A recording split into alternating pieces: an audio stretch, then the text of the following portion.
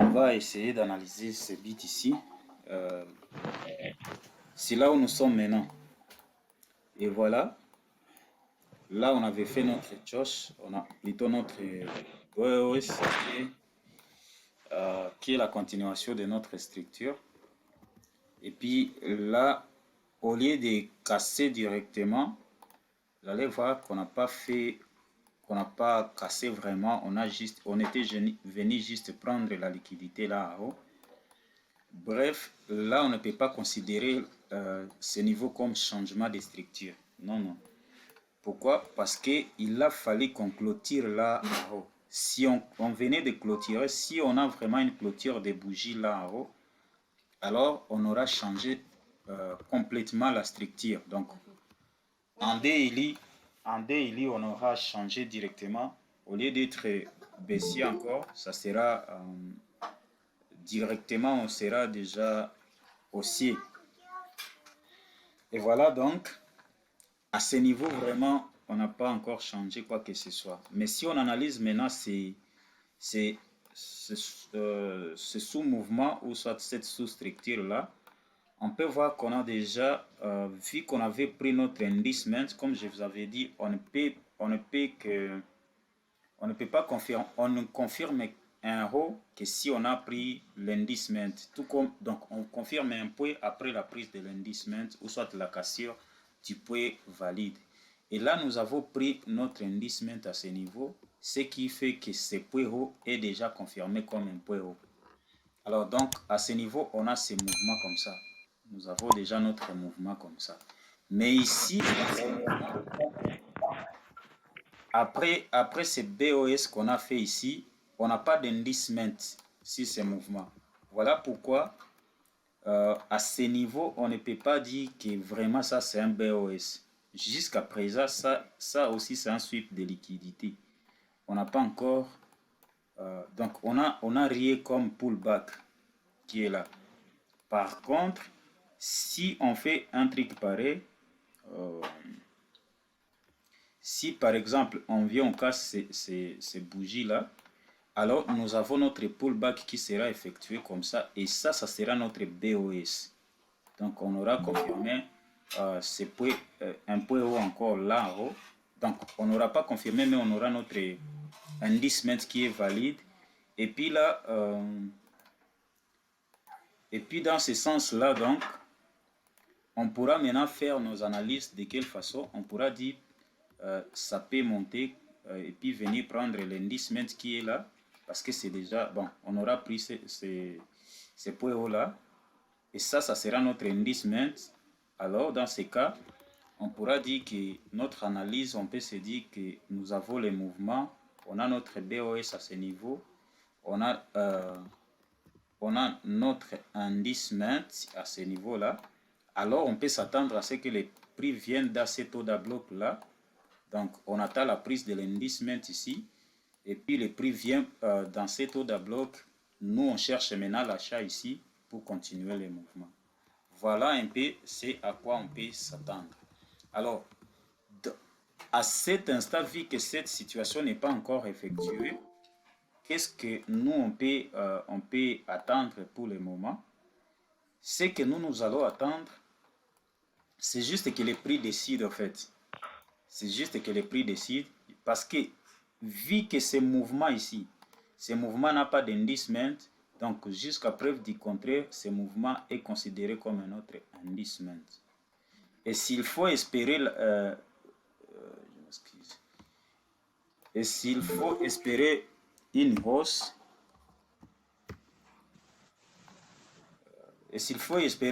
il faut attendre d'abord la prise. Il faut attendre d'abord la prise de cet indicement-là. Et puis on vient dans ce taux de bloc qui est encore là parce qu'on ne l'a pas complètement fermé. Alors on peut s'attendre à quelque chose comme ça, à une descente. On prend cet indicement et puis on continue. Alors, si on ne va pas continuer, si ce taux de bloc ne nous maintient pas, alors on devra assister à un truc pareil. On vient, on casse ce taux de bloc, on vient prendre l'indicement qu'on aura formé là pour maintenant bien cheater et venir faire la mitigation de cette dernière zone qui se trouve là en bas. Voilà un peu les deux scénarios sur lesquels on peut s'attendre sur les bits ici en daily quoi. Donc quelque chose comme ça. On vient, on rebondit sur cet order block, on monte, puis si ça ne va pas tenir, donc on va les casser. Et où est-ce que nous on peut attendre les sels plutôt? On attend les sels à la prise de cet inducement. On vient, donc on appelle l'inducement mineur. On vient, on prend cet inducement. Peut-être il y aura un order block quelque part là qu'on va venir faire son mitigation pour maintenant cheater. Et nous on va attendre juste la prise de l'inducement jusqu'à ce qu'on atteigne cette zone là en bas pour espérer soit la hausse encore ou soit la continuation de la baisse quoi. Mais pour le moment d'abord on ne va pas se précipiter à sell ou à buy tant qu'on n'a pas encore une structure claire à ce niveau. C'est soit on vient prendre cet inducement ou soit on casse là haut et puis nous on attend la prise de cet inducement, on vient on fait la mitigation de cet order block là et puis nous allons acheter à ce niveau pour maintenant continuer la hausse. Mais dans les petits time frames maintenant, allons-y pour voir ce qui se passe. Ça c'est le scénario daily. Allons-y en 15 minutes pour voir ce qui s'est passé. Ah, ça c'est une position que j'ai pris hier, comme vous pouvez le voir. Et bah, heureusement ça a tenu, c'était la nuit, mais ça a tenu quand même. Ça je vais le faire. Ça, s'il vous plaît, j'ai des casques. Alors celui qui ouvre son microphone et qui dérange là, tu peux m'aider de le fermer, ça peut m'arranger. Alors voilà, à ce niveau, en 15 minutes, nous avions notre structure. Là, on a pris notre inducement. C'était là. C'était le trade que j'ai pris après d'ailleurs les lives d'hier parce que c'était vers 21h, si je ne me trompe pas. 21h. Voilà, 21h. C'est là qu'on avait fait ça. Et puis j'ai laissé les buy limite, quoi. Alors là, on est venu dans cet order block ici.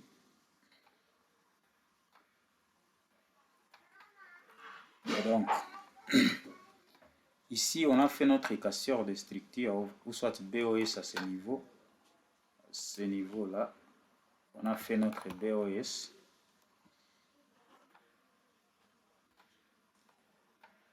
Vous voyez, et quand on a fait ce BOS ici, le point bas a été confirmé. Je pense que là, je me suis trompé. Mais le point bas, après casseur de ce niveau, ça doit être ça. Là en bas. Voilà. C'est ça notre point bas. Donc c'est là qui sera notre code Josh quoi. Pour l'instant, c'est là où nous sommes. Alors, pour ceux qui voudraient soit vendre ou acheter, regardez ici. Là, nous avons notre inducement. C'est à ce niveau-là. On a notre inducement. Il est là. Parce que c'est notre pullback le plus proche. Et comme après l'inducement, premièrement là où on devrait s'attendre à buy, c'est le premier order block qui a de l'imbalance quoi. Et dans ce cas, ça devrait être à ce niveau-là, dans cette partie-là. Alors, vu que cette position n'a pas tenu, on est venu, si vous regardez bien, on a réagi juste avec la mèche. Mais ça n'a pas tenu, cet order block. Alors nous devons nous concentrer sur la zone extrême maintenant. Pour l'instant, ben, la zone que moi j'aimerais voir, c'est ce niveau-là. Ce niveau-là. Alors, comme c'est en 15 minutes, donc c'est du day trading, si je peux dire. Il faut aller maintenant dans une minute pour chercher des de confirmation, la cassure des structures, changement des structures pour prendre la position là-bas. Au cas où ça ne tient pas, alors on va changer la structure et il faudra faire le ménage jusqu'au niveau là que l'on a vu, le niveau de l'indice daily.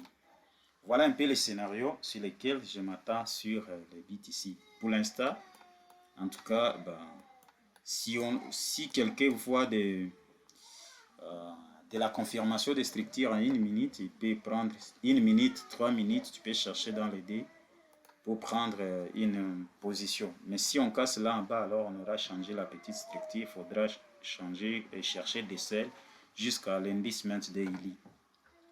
Je pense si les bits ici, je finis. Prenons maintenant les DXY, l'indice du dollar. Quoi. Commençons d'abord en daily. Et si vous voyez en daily, là nous sommes aussi sur une zone importante. En fait, on avait cassé notre structure, on avait fait notre BOS. Regardez, on avait changé de structure. Là, on est clairement baissier. D'ailleurs, c'est ce qui fait assez que les bits ici pump, parce que lui, je pense que Chabal pourra vous expliquer beaucoup pourquoi, mais ils ont une corrélation négative. Quoi. Alors là, on avait cassé notre structure, on avait fait notre BOS, continuation des structures. Nous avions eu notre indice qui est à ce niveau-là. Donc, après l'indice on doit s'attendre à un pullback. Si ce n'est pas un raid qui a été effectué après l'indice nous cherchons dans les zones, donc dans l'order block qui contient de l'imbalance. Et si vous regardez là, nous avons notre imbalance là. Ça, c'est notre imbalance sur lequel on a réagi. Alors, après avoir retrouvé l'imbalance, tu prends l'order block qui est au-dessus de l'imbalance, quoi. Pourquoi je ne prends pas cet order block? Parce que ça, on appelle ça du SMT, ou soit la Smart Money Trap, quoi. SMT, Smart Money Trap. Voilà, c'est comme ça qu'on l'appelle. Bon, je le fais juste en rouge, mais ça, il faut jamais le prendre parce que ce n'est pas un order block valide, en fait. Les autres l'appellent des, comment dirais-je? Je crois que Chabal l'appelle des CP zones. Si je ne me trompe pas, il pourra nous le dire clairement. Mais ça, en fait, c'est une piège, quoi. Un order block valide, il doit avoir pris des hauts, comment dirais-je, les hauts ou les bas de la bougie précédente, quoi. Voilà, un truc pareil, au fait. Donc, nous devons avoir une bougie. Alors, la bougie précédente, soit il a pris les hausses et puis continuer la chute. Ça, ce qui est là, comme il a déjà pris ça dans la baisse, alors ça, c'est un order block valide.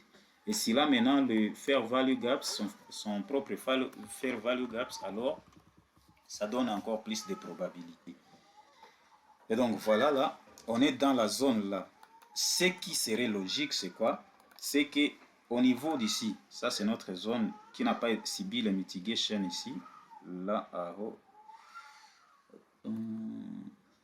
notre zone là, c'est une zone qui n'a pas subi de mitigation. Là, je vais les mettre dans la couleur noire pour le voir. Je pense que c'est visible là. Ouais. Voilà, donc quelque chose comme ça, c'est que moi j'aimerais voir, c'est quelque chose comme ça, on vient, on y tape, on fait les changements de structure pour maintenant continuer à chuter. Et quand je parle de cette hausse, alors si lui hausse, comme on l'a dit, le bit ici chute, quoi. Alors cette hausse là causerait la chute du BTC. Voilà un peu. Mais aussi comme on est dans les zones importantes, ça ne change rien. On peut décider de chuter, casser là et puis mitiguer quelque chose comme ça. Alors là, quand on aura pris l'indice là, on peut décider que lui, la continuation de la baisse va, donc la chute va continuer, alors le bit ici va continuer de monter. Mais tant que ce scénario n'est pas encore effectué, il ne faut pas dire vraiment que la baisse est là, non. Non, non. On peut venir même prendre ce pullback ici, qui est là, parce que c'est un pullback valide.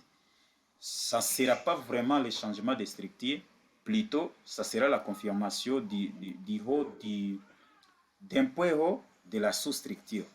Alors on peut s'attendre à ce qu'on vienne rebondir ici, juste pour un moment, et puis venir mitiger cette partie, ces bougies-là, et puis chuter. C'est au bloc plutôt, voulais-je dire. Donc pour l'instant, vraiment,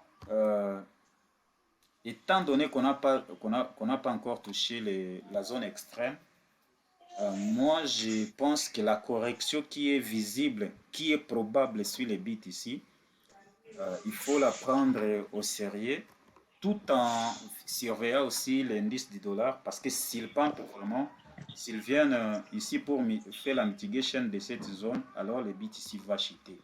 Et bizarrement maintenant, si on arrive là-bas et qu'on fasse la cassure des structures, le changement des structures, alors nous devons comprendre que le bit ici va chuter fort. Parce que lui, il aura changé la structure, ce qui veut dire le bit ici va invalider la structure là. Et là, la chute sur BTC va se faire.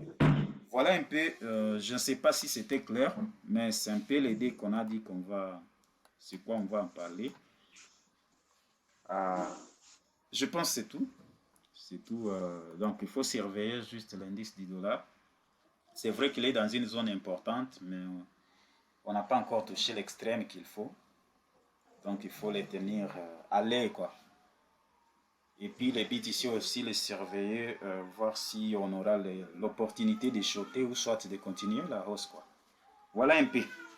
Ben, je ne sais pas s'il y a des questions. Je vous laisse maintenant les poser et puis je passe le micro à Shabbat.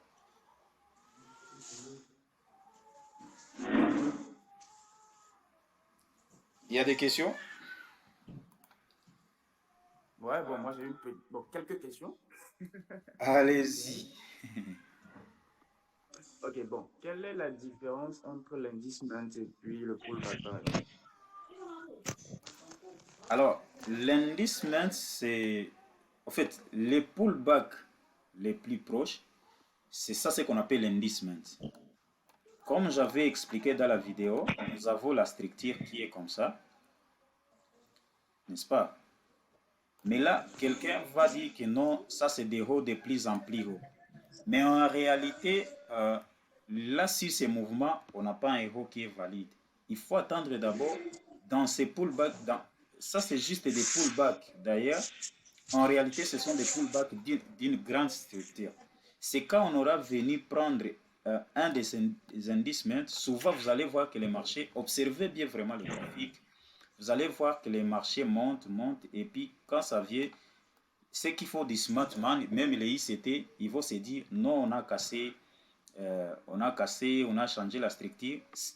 Quand on change comme ça, à quoi on s'attend? On va s'attendre à ce qu'on revienne, on fait la mitigation de nos blocs là, quelconque, pour chuter. Mais qu'est-ce que le prix va lui faire? Lui, il a déjà placé soit son point d'entrée là-bas, quelque part, son sell limite là, et puis bon, le truc continue. Mais si tu connais maintenant la vraie structure, tu comprendras que non, quand on vient prendre ces pullbacks-là, donc c'est l'indice, on doit induire beaucoup de gens en erreur. Vous voyez, je vous explique combien de personnes qui perdront là-bas. D'abord, il y a des gens qui font les chartismes. Ils vont te dire, là, nous avons notre support, hein, c'est ça, voilà, le support. Alors, quand on aura cassé là-bas, ils vont dire, on a cassé notre support, donc on doit, c'est la vente qui doit venir, quoi. C'est ça, si je ne me trompe pas. Parce que on nous dit qu'à la cassure du support, le support cassé devient directement une résistance. Donc, qu'est-ce que lui va faire? Il va mettre son sell, soit limite ici. Merde. Il va mettre son sell ici. Son stop loss, je ne sais pas ici ou soit là en haut, ça dépend. Bon, mais la majorité, c'est comme ça. On les met sur les supports. Et puis, qu'est-ce que le prix va faire? Il va venir, il va chuter comme ça, puis boum, il part, il les sort. Pourquoi il est venu faire la mitigation de cet order bloc là, puis continuer sa hausse. Mais quand tu fais maintenant si tu étudies la vraie structure du marché, tu comprendras que quand on a cassé ces pullbacks les plus proches, on a confirmé les points hauts. Alors tu vas comprendre, ah ok, ça c'est un seul mouvement. Toi, tu vas chercher un order bloc en dessous de l'indice qui contient l'imbalance. Et si tu vois que cet order bloc, je m'excuse, hein, cet order bloc ne parvient pas à contenir le prix, alors tu vas t'attendre à la zone extrême, quoi. Après la prise de la dernière liquidité qu'on appelle l'engineering liquidity. En fait, c'est la dernière liquidité, ou soit les supports de la dernière, du dernier pullback. Voilà, c'est ça ce qu'on appelle l'engineering liquidity. Si je vous montre sur les bits ici, parce qu'au moins là, j'ai mis tout. Vous voyez, sur les bits ici, on a notre indice là, notre order block. Regardez là, nous avons encore notre fair value gaps qui n'a pas encore été bien comblé. Vous voyez, entre ces bougies ici et ici, on y a laissé de l'indice, plutôt du fair value gaps. Donc cet order block est encore vraiment trop valide, quoi. C'est logique qu'on peut venir y répondre maintenant pour partir après la prise de cet indice. Alors peut-être ce qui est souvent trop compliqué, c'est comprendre le vrai pullback, tu vois, parce que tu vois à ce niveau, certaines personnes, ils vont te dire qu'à ce niveau, il n'y a pas, ils vont te faire les pullbacks étaient comme ça, je ne sais pas, quelque chose comme ça. Pourtant, à ce niveau, c'est que je vous ai dit de l'order block. Regardez, je vais zoomer. Ce que je vous disais de la bougie. Regardez bien la bougie ici. Vous voyez, cette bougie, la bougie ici, elle est venue, elle a cassé. Oui, je ne sais pas si c'est Alex ou bien Malik, je ne sais pas. Vous regardez? Ouais, c'est bon, vas-y. Ok, vous voyez, cette bougie verte, c'est clair. Ok, cette bougie verte, elle est venue casser la bougie là. Puis cette dernière bougie comment dirais-je, des baisses, elle est venue aussi casser d'abord ces bougies, qui a cassé l'autre là, vous voyez, puis elle a continué maintenant sa chute. Ça directement, c'est un order block qui est valide. Je ne sais pas si vous comprenez. Donc directement, si tu étais en train de renommer des indices, directement ça tu les renommerais comme un pullback valide. Là, ça serait aussi l'indice. Et quand on l'avait pris là-bas, alors on devrait chercher soit la mitigation d'un order block, ce qui n'a pas été effectué là en haut, et comme on ne l'a pas fait, mais au moins cet order block est vraiment valide. C'est un order block qui était valide. C'était l'indice qu'on avait pris, qui avait validé ce point bas.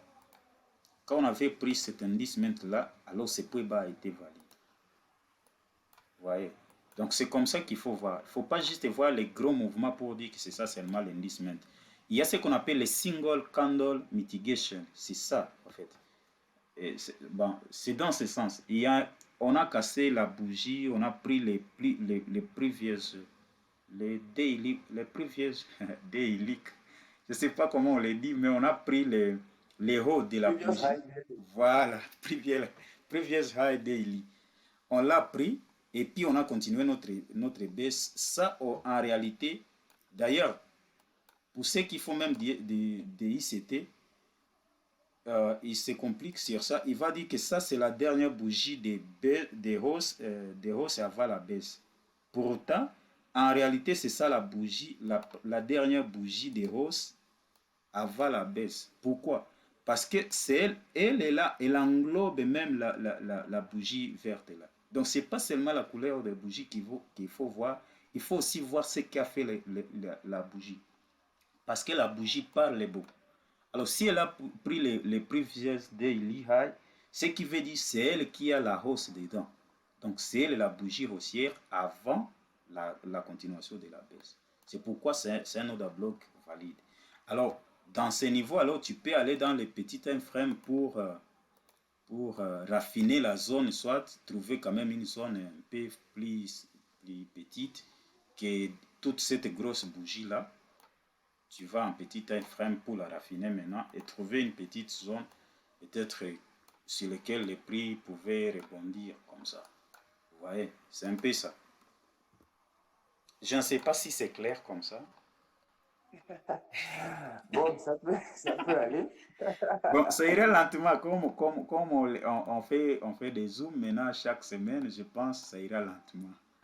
Mais en tout cas, pour moi, c'est un scénario que j'aurais souhaité voir, parce que c'est un scénario logique. Et où soit maintenant, on casse là-haut. Si on casse là-haut, alors j'attendrai mon bail quelque là-bas. Ben, mais là, je parle en tant que trader, pas qu'en tant qu'investisseur. Pour ce qui est de l'investissement, je pense que ce que Chabal nous a fait, ben, c'est bon quand même. C'est bon, je pense qu'on n'est pas encore, c'est pas encore trop tard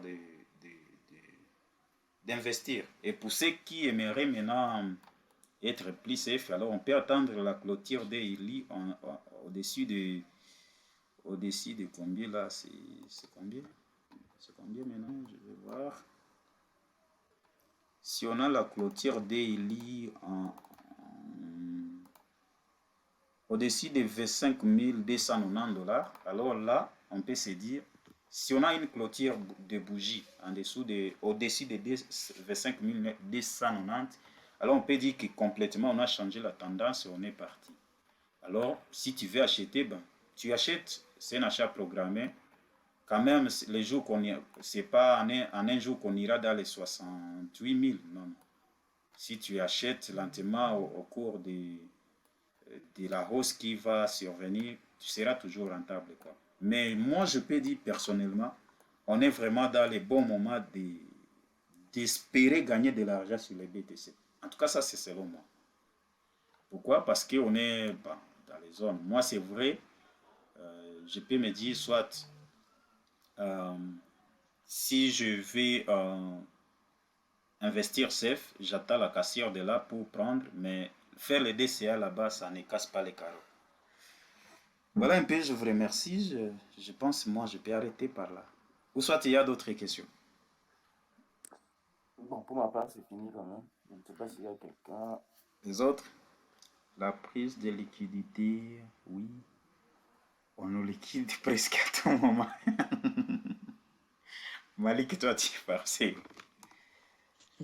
Oui, au fait, avant vraiment, c'est comme, il y a un adage dans le trading qui est vraiment important à savoir. Si tu ne connais pas là où la liquidité se trouve, peut-être que toi aussi tu fais partie de cette liquidité-là. Tu vois. Or, si tu fais partie de la liquidité, alors le marché a besoin de toi pour venir te prendre et partir. C'est ça. Bon, s'il n'y a pas de questions encore, Chabal, tu peux maintenant nous donner les fondamentaux derrière les... S'il vous plaît. Oui, Jean-Pierre. En fait, j'ai une question. Je suis venu un peu en retard. En Oui. fait, je n'ai pas bien saisi ce que tu as dit. Dans quelle probabilité BTC peut chuter et ne pas continuer la hausse comme ça se montre sur la graphique là-bas. Bon, alors, le salon est enregistré. Tu vas suivre la vidéo. Tu sais que Meet nous donne une limite de temps, alors je pense que c'est mieux. Tu vas suivre la rediffusion. D'accord. D'accord, merci. Shabab, merci, tu peux y aller. Shabab, tu es là? Oui, je suis là. Ok, Je suis là. tu peux y aller. Alors. Ok. Bon, je ne sais pas, tu peux retourner peut-être sur le graphe de l'indice du dollar. D'accord. Bon, tu le mets en weekly et est-ce que tu peux ajouter également le truc là, le graphique du BTC en comparaison par exemple? Est-ce que je sais le faire? Je vais voir. Mets celui du BLX. Mets celui du BLX. Ah, BLX.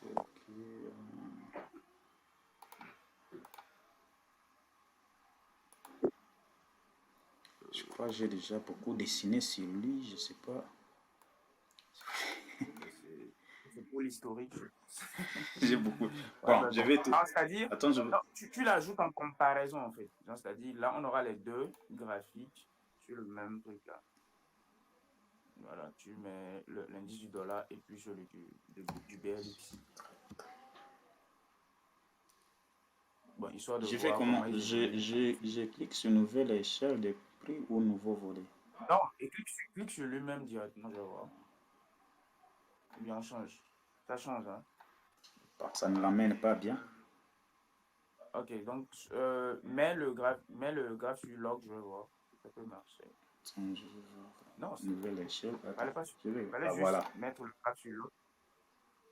Ok, Ça, c'est bon. ok,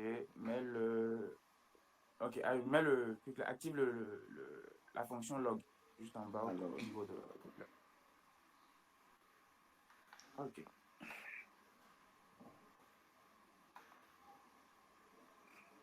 Euh,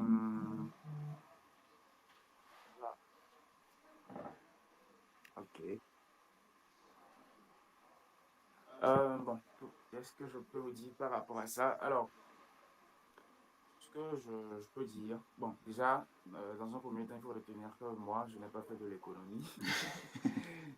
J'ai appris, bon, genre, je me pose des questions et j'apprends, je fais des recherches et j'apprends, donc du coup, c'est ce que moi j'ai compris, c'est ce que je vais vous dire. Donc, aucunement, je ne suis pas expert en économie, ni en analyse fondamentale également. Alors, quand vous voyez, si vous voyez bien le graphe, vous allez voir que lorsque tout dernièrement, lorsque l'indice du dollar qui est en orange, c'est la couleur orange. hmm. C'est bien la couleur orange, non? Oui, oui, c'est orange. Voilà, donc on voit clairement que lorsque ça baisse, on voit le BTC qui monte, et lorsque l'indice du dollar monte, on voit le BTC qui chute. Alors, il faut retenir que, genre, on sait tous que l'indice du dollar représente la monnaie, genre, c'est-à-dire le dollar, dans l'économie en quelque sorte américaine.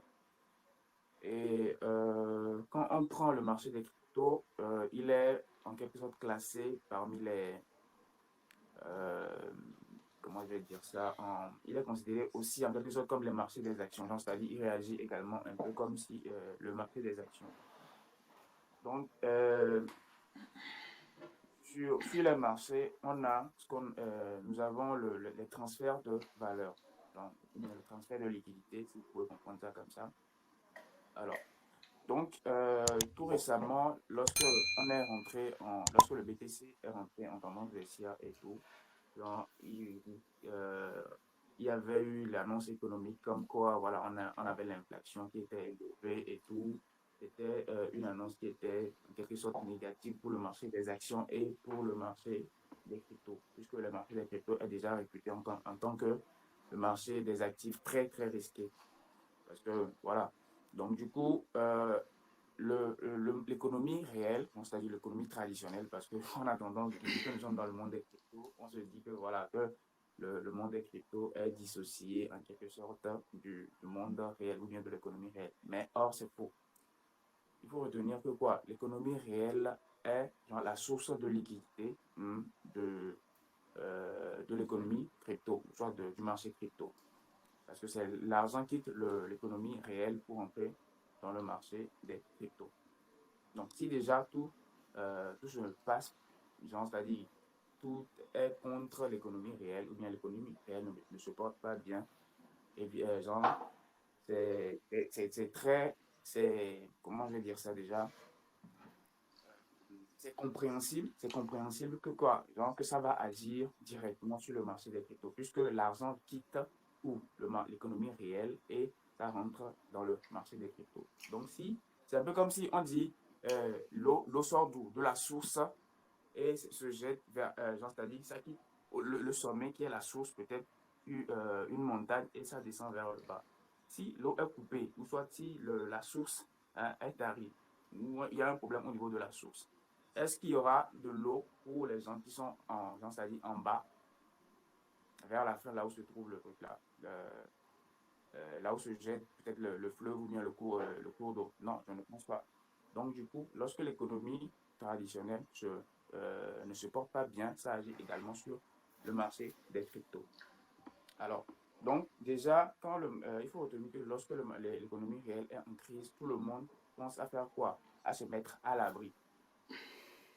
Tout le monde pense à se mettre à l'abri. Donc, également, c'est-à-dire que tout le monde fait de quoi? Déplace les capitaux, c'est-à-dire les fonds des marchés à risque, voire même les marchés des actions, et le place où? Dans des valeurs sûres, dans des valeurs refuges. Et on sait tous que quoi? Que le dollar représente quoi?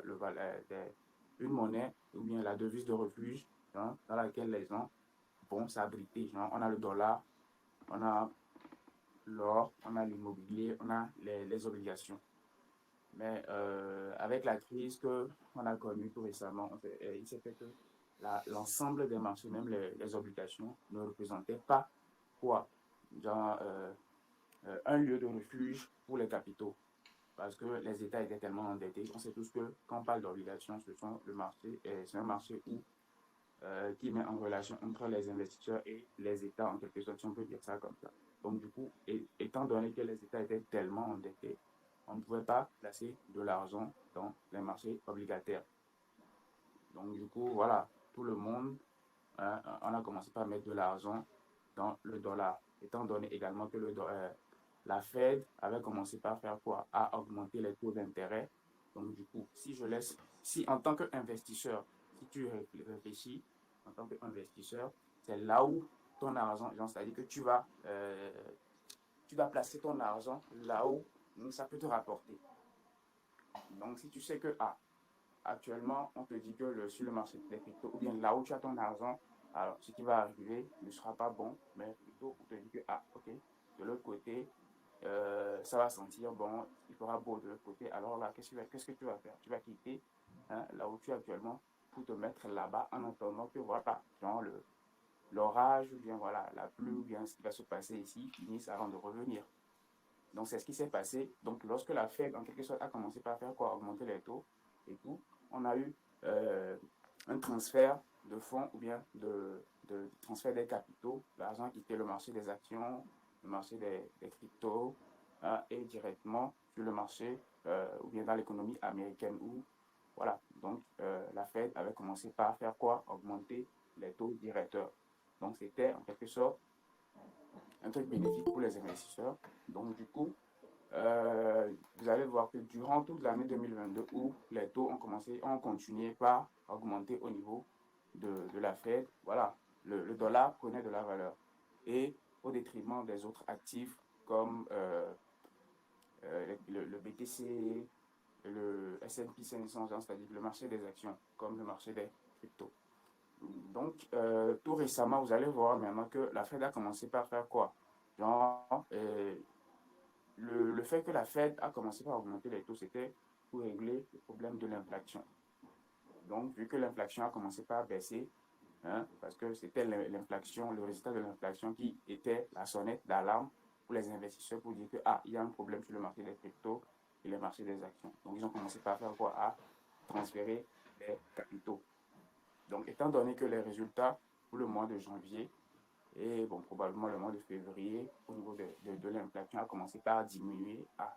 Donc, les investisseurs se disent que, ok, là, actuellement, tout commence à aller mieux. Donc, on sent que, voilà, la Fed a bien joué en quelque sorte, a bien fait son travail, histoire de pouvoir commencer par réduire l'inflation. On sait tous que l'inflation standard que la Fed peut autoriser, ou bien les banques centrales autorisent, c'est 2%, c'est leur objectif. Mais rien n'est sûr, d'après les calculs et tout, rien n'est sûr que l'inflation va atteindre les 2% de sitôt. Mais toutefois, étant donné que quoi, que ça a commencé par diminuer, donc c'était un bon signe pour eux. Donc, vous allez voir que il y a les marchés des actions comme le marché des cryptos par retourner.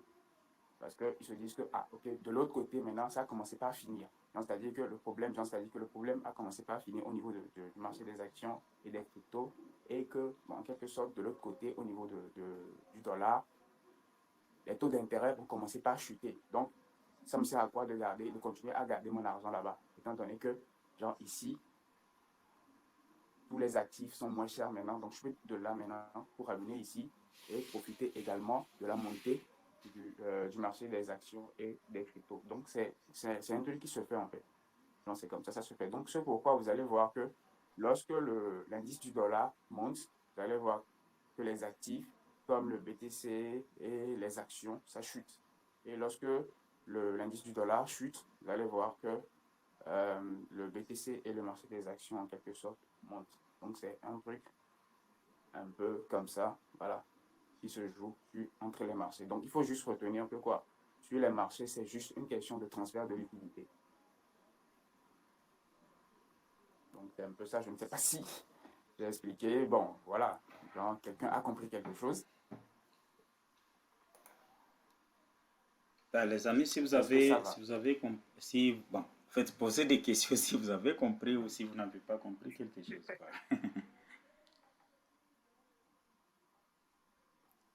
C'était trop clair? Ben, il nous reste moins de 10 minutes encore. Je ne sais pas si c'était trop clair.